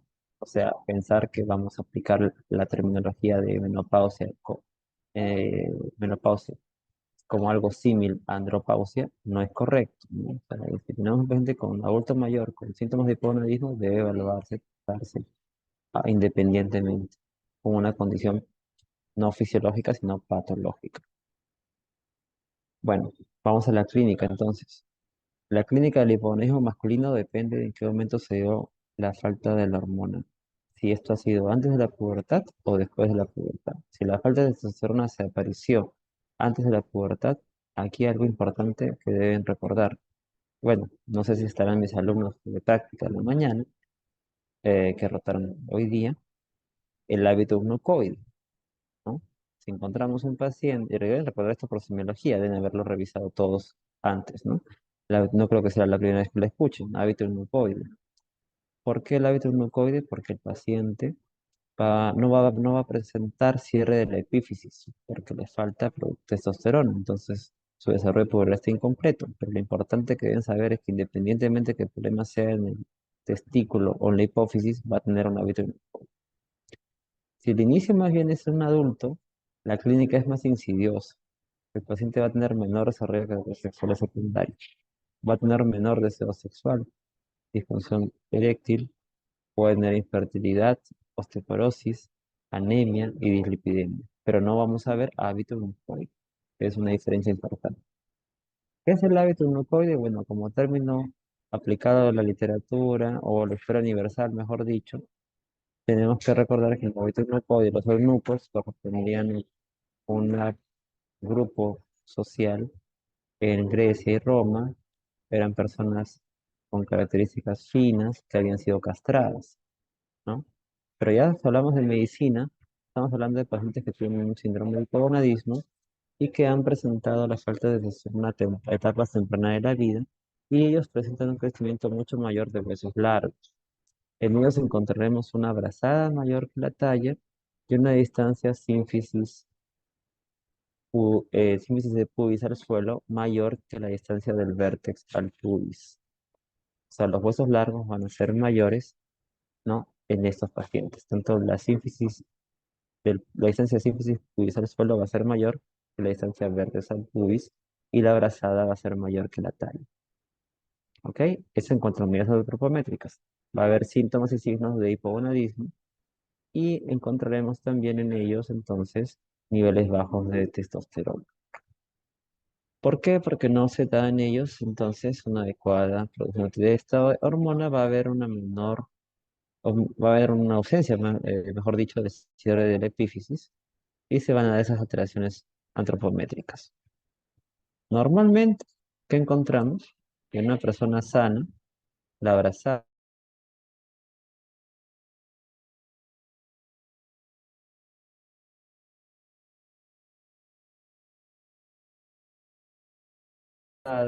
es menor que la talla, la distancia sínfisis pubis al suelo es menor que la distancia inferior sobre el centro superior menor a 1, brazada sobre talla es menor a 1. Y la brazada nunca excede más de 5 centímetros la talla, que es lo normal. Con el hábito no más bien, la brazada excede 5 centímetros la talla y la sínfisis y el segmento inferior es mayor que el segmento superior. Generalmente el cociente es mayor a 1 o lo exceden 5 centímetros. Ahora, la clínica del hipogonadismo tiene que ver con la disminución de la testosterona que da lugar a una menor androgenización, pero también tiene que ver con un defecto en la espermatogénesis. Pues el paciente puede presentar infertilidad y disminución del volumen de los testículos. En resumen, si el hipogonadismo se dio antes de la pubertad, sea primario o secundario, encontraremos hábito glucoide en los pacientes. Si fue postpuberal, no va a haber abetomucoide, evidentemente. Puede haber ginecomastia en todos los casos, disminución de vello púbico axilar, menor volumen de los testículos en todos los casos por una disminución, en este caso, los andrógenos y las gonadotrofinas. Pero si el hipogonadismo es prepuberal, sí veremos un menor desarrollo del pene porque no se dio una virilización adecuadamente. En cambio, si es postpuberal, evidentemente esto no se va a regresionar, ¿no? Ya se formó o ya se desarrolló el pene totalmente. Sí va a haber en todos los casos síntomas de disminución de la falta de energía y de la libido o ausencia de libido. Puede haber también defectos, más bien no, no en los testículos propiamente dichos, sino o no, perdón, no solamente, no propiamente en el nivel de la formación de testosterona, sino defectos en los túbulos seminíferos, ¿no? Entonces aquí lo que vamos a encontrar en esos pacientes, sobre todo, es un conteo de espermatozoides menor a lo normal, pero pueden tener niveles altos de FSH, ¿no? Y sus niveles de testosterona y hormonas luteinizantes pueden estar normales. Entonces, cuando tenemos un paciente que tiene conteo de espermatozoides bajos, FSH alta, hormona luteinizante normal y testosterona normal, entonces el problema puede estar en los túbulos seminíferos, que puede estar afectando la formación de los espermatozoides. Hablemos de algunas patologías ya de forma específica. El síndrome de Klinefelter es la causa más frecuente de hipogonadismo masculino. Ya hemos dicho que la prevalencia es 1 en 500 recién nacidos vivos. La monosomía, perdón, la alteración genética más frecuente es en este caso, una aneuploidía con un cromosoma X adicional, ¿no? Con un cariotipo XXY, que es lo más frecuente. Sin embargo, también hay variedades citogenéticas, también puede haber de lesiones y homozaicismo. Lo característico es que el paciente tenga talla alta, puede tener además obesidad central y testículos sobre todo pequeños y duros. Y puede haber infertilidad porque puede estar asociado a oligospermia o incluso azoospermia. Pueden tener coeficiente intelectual normal, pero sí se ha descrito que pueden tener sobre todo cambios en la personalidad, ¿sabes? En problemas de aprendizaje. También se mencionan en muchas de las variedades de presentación de Klinefelter. El síndrome de Kalman, igualmente que en la mujer, podemos hablar de que aquí vamos a encontrar hiposmia, anosmia, anomalías urogenitales, anomalías faciales, defectos, eh, en estos casos también puede haber signos de defectos de masa y también puede haber, sobre todo, defectos de la línea media. Podemos encontrar holoprosencefalia, podemos encontrar hernia umbilical y también puede haber disminución del descenso de los testículos, puede haber criptorquidia. El síndrome de Prader-Willi y el Lawrence-Boone-Bardet-Bill también se menciona como el síndrome genético, pero estos dos síndromes pueden estar asociados a hipogonadismo secundario. El síndrome de Lawrence-Boone-Bardet-Bill además puede estar asociado a retinitis pigmentaria y polidactilia. Y Prader-Willi a manos, bueno, fenotípicamente es un paciente que nace aparentemente con un aumento del apetito, progresivamente eso se va restaurando, ¿no? Que no se puede controlar y fenotípicamente encontramos manos y pies pequeños. Puede haber también pubertad retrasada, porque aquí vamos a encontrar un hipogonadismo secundario. También está descrita una entidad que se llama síndrome de eunuco fértil, ¿no? Eunuco fértil, la solución a este término, aquel paciente presenta aparentemente una adecuada producción de FSH, ¿no? Pero más bien tiene una menor producción de testosterona. Entonces, ese eunuco tiene menor virilización, pero teóricamente podría mantener cierta producción de espermatozoides, sería fértil. Sin embargo, es importante recordar que la testosterona es necesaria para que haya una adecuada espermatogénesis. Este síndrome se puede manejar, tratar, obviamente, con terapia de reposición hormonal. Clínicamente encontraremos testículos aparentemente normales, ¿no? Pero podemos encontrar menor desarrollo de caracteres sexuales secundarios. La consecuencia del hipogonadismo en la parte clínica tiene que ver con la osteoporosis. Y también esto es lo que justifica muchas veces el tratamiento, porque la presencia de osteoporosis predispone al paciente a fracturas. Entonces, esto hace necesario que diagnostiquemos, evaluemos a estos pacientes y los tratemos para prevenir esta complicación que tiene que ver con la ausencia de testosterona, que va a llevar a que no haya una adecuada mineralización ósea y formación de los osteoides. Entonces, esto puede llevar finalmente a una pérdida de la masa ósea. ¿Cómo hacemos diagnóstico del hipogonadismo masculino? Debemos usar la testosterona en la mañana, por lo menos el paciente debe estar generalmente en ayunas y debería dosarse a las 8 de la mañana. ¿Por qué a las 8 de la mañana? Porque recuerden que los títulos de la testosterona varían, son mayores en la madrugada. Generalmente esto explica por qué en el varón se dan las erecciones matutinas, ¿no?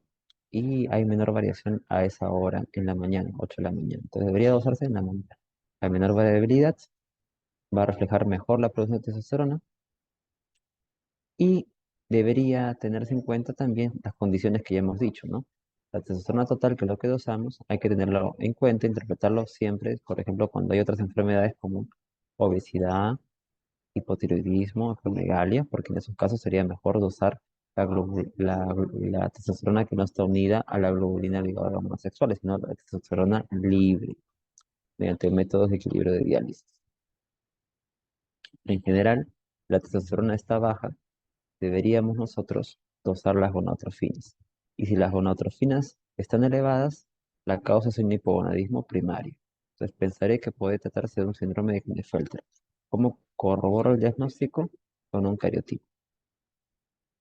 En cambio, si el hipogonadismo en este caso se asocia a gonadotrofinas que no están elevadas, pueden estar normales o bajas, la causa será secundaria. Entonces, ¿qué tendré que hacer? Descartar hipopituitarismo, podré usar hormonas tiroideas, cortisol, prolactina, y también puede hacer estudios de causas, etiología.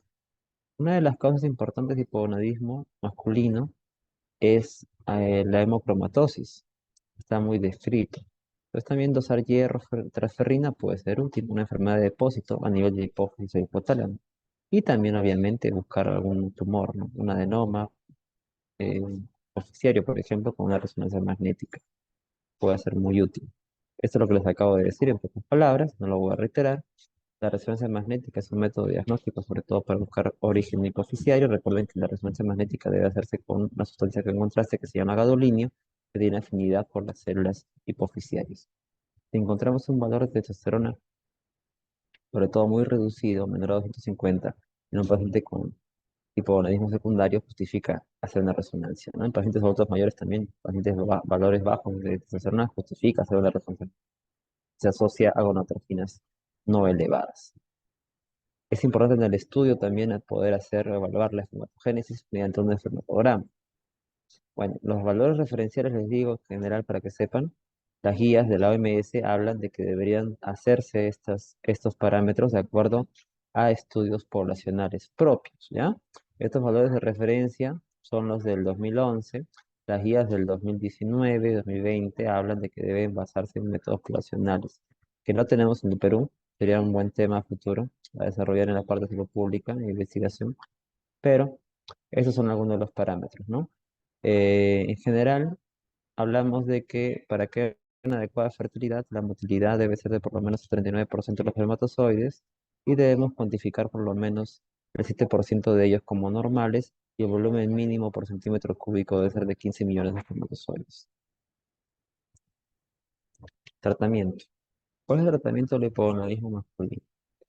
En general es terapia de reposición hormonal. Si falta testosterona, reponer la testosterona. ¿Cuál es la finalidad del tratamiento? Poder lograr, si hay pubertad retrasada, inducir la pubertad. Si hay disminución de caracteres sexuales secundarios, favorecer el mantenimiento de estos. Si hay disminución de la masa muscular, aumentar la masa muscular. Si hay disminución de la libido, mejorarla. Y mejorar también la calidad de vida, el desarrollo psicológico. ¿Qué medicamentos se pueden emplear? Se puede usar testosterona, ¿no? Por ejemplo, se puede usar inyecciones con testosterona, enantato de testosterona, es lo que tenemos en el Perú. También puede ser un dacanoato de testosterona. La diferencia entre el undacanoato de testosterona y el enantato de testosterona es que el enantato se administra cada 14-28 días y el undacanoato cada 3 meses. Siempre hay que evaluar previamente en los pacientes que no tengan ellos hiperplasia de la próstata, sobre todo en adultos, por el hecho de que esto puede ser un factor que puede jugarles en contra, o descartar previamente también cáncer de próstata, ¿no? Mediante el dosaje de la PSA que se recomienda como método previo, ¿no? Valorar el PSA y cada cierto tiempo hacer mediciones periódicas de la PSA y también de la función hepática, no solamente la PSA. Y siempre tratar de mantener niveles de testosterona entre los rangos de la normalidad en valores intermedios. No tampoco llevar una dosificación. En el mundo, porque es mucho más práctico, también se ha desarrollado y que alguna vez se ha tenido en el Perú la aplicación de geles, ¿no? Geles de testosterona. Pero la vía transdérmica de estos geles siempre hay que tener cuidado, ¿no? Porque puede haber contaminación, ¿no? Puede tener efectos deleterios, ¿no? Sobre todo para poder transferir esta o contaminar a ni mujeres o niños en el contacto piel a piel. Pero es un método en realidad que sería mucho más fácil de poder adaptar al paciente.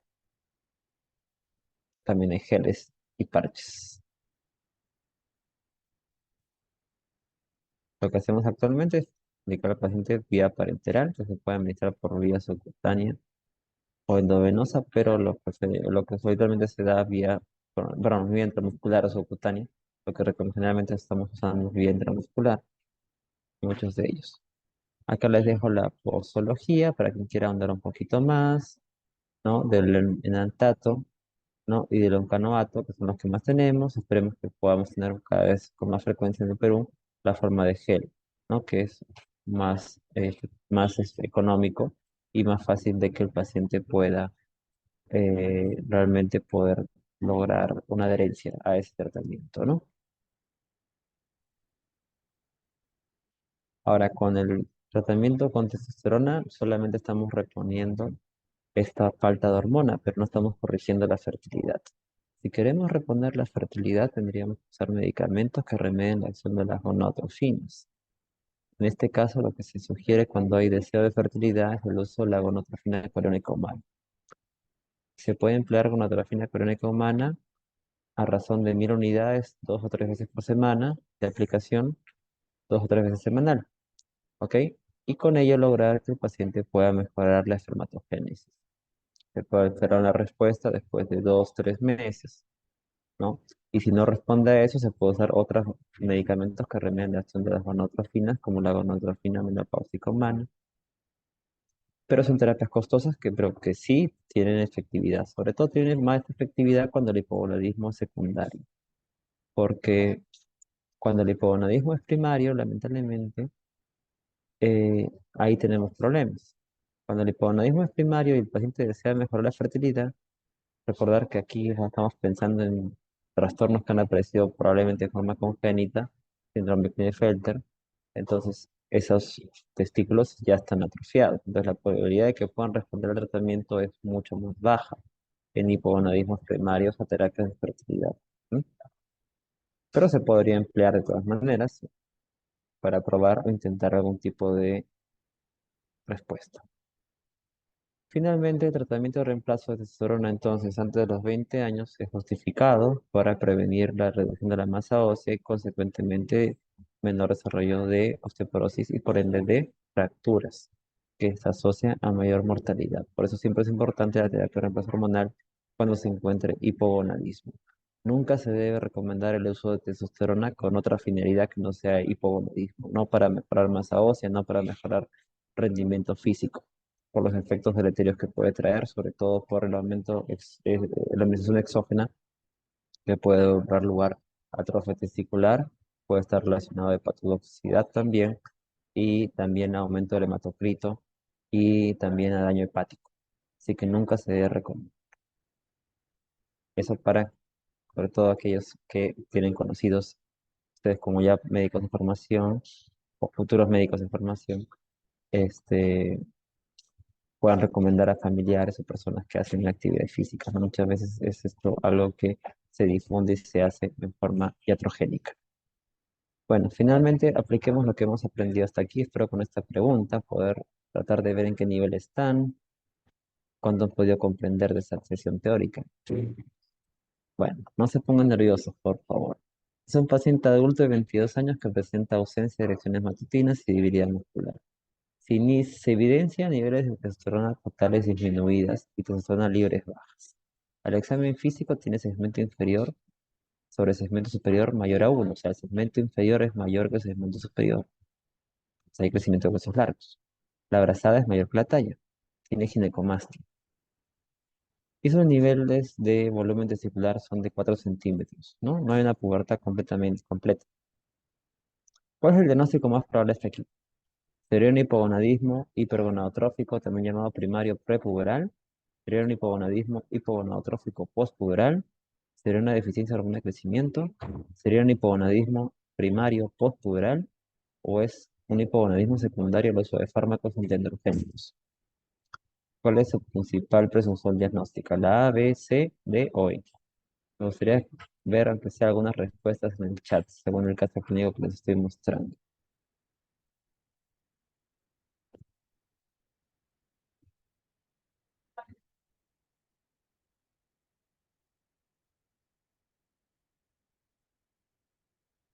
Bueno, si no, los invitaré a alguno cordialmente a participar. A ver, espero aunque sea una respuesta.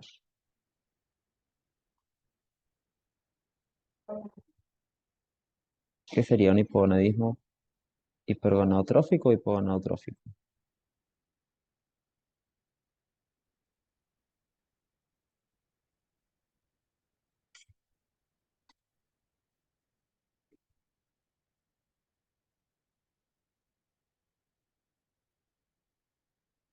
¿Alguno? A ver, iré llamando lista. Cristel, Daniela, todo está grabado, chicos. Dayana, alguien que lance una clave. Reina, la nos dice Jan Castillo. Muy bien, vamos a ver. Sí, muy bien, Jan. Efectivamente es la respuesta, ¿verdad? Es un paciente con, en este caso, volumen testicular de 4 centímetros cúbicos, pero testículos pequeños y duros. Entonces pensamos que puede ser un síndrome de Klinefelter. Eso nos asocia a un síndrome de Klinefelter. Entonces sería una presunción diagnóstica muy fuerte para este paciente. Muy bien, ¿no? Y además, efectivamente, este hipogonadismo fue o apareció antes de la pubertad, porque tiene alteraciones morfológicas, ¿no? Tiene un hábito glucoide.